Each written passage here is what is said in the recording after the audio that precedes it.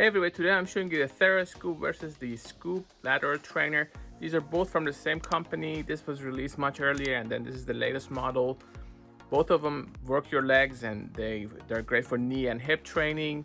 If you have mobility issues, the main difference between these two is that this is a little bit heavier, so you can actually work without having to worry about it moving around. It also has 8 resistance levels, whereas this only has this simple resistance mechanism.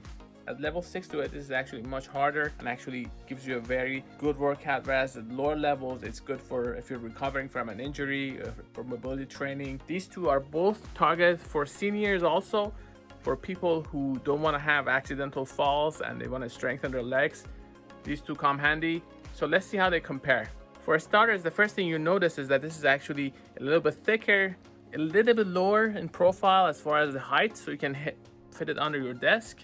It's about 30 pounds, something like that, and it has this handle so you can move it around.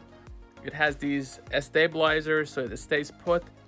This actually is a very neat machine and it's affordable. The only downside with this is that you are going to need a stability mat because it moves around if you try hard. The weight limit is also different. This is about 315 and that's about 250.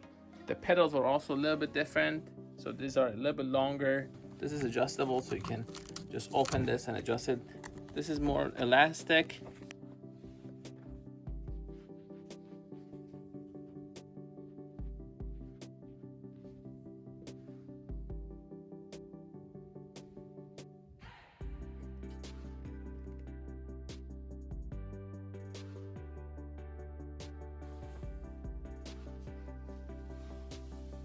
This has this simple control mechanism, so you can go from 1 to 8 depending on the type of training you want. This also has adjustable resistance. It's definitely not as strong in resistance as this one at level 6 to 8.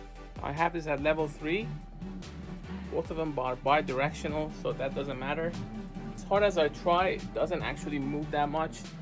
I can try even harder, try to get it to move, but that's pretty stable. If I go to level 8, which is the highest level, it is pretty hard, so you can actually feel it in your legs. So this goes beyond mobility training. So even at level 8, it doesn't move. Now I'm gonna try this one. I expect this to move, and I use usually dumbbells here to make sure that it doesn't move, but I haven't put them there and I don't have a stability mat. So just to demonstrate the difference between these two machines.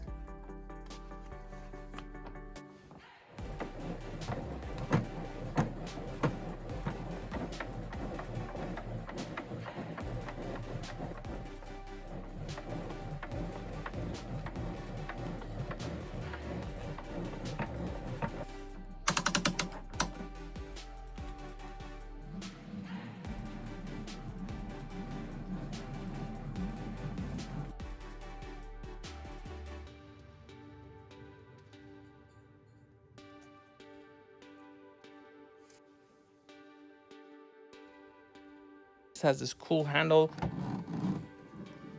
so you can easily move it around. The displays are very similar. Just press this to activate, and then this changes different parameters so you can see your time, calories. Same with this. I'm gonna hold to reset.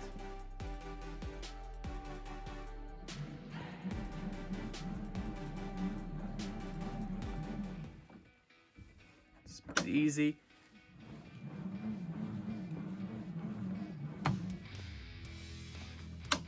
Level 3.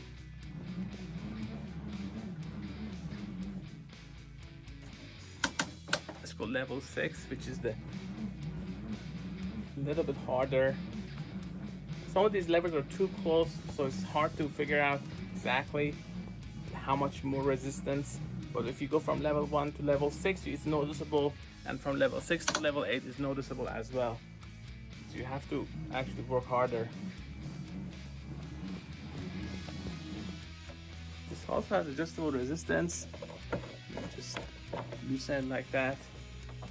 This is the lowest level of resistance. You can see it jumps around if I try hard.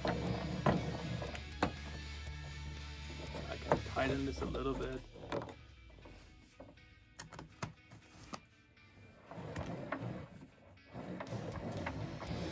It is a little bit harder, maybe it moves a little bit less, but it's still not enough for me to consider it a hard workout.